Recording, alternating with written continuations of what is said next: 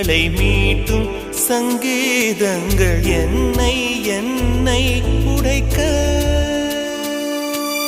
கண்களை திறந்து கொண்டு நான் கனவுகள் காணுகிறேன்.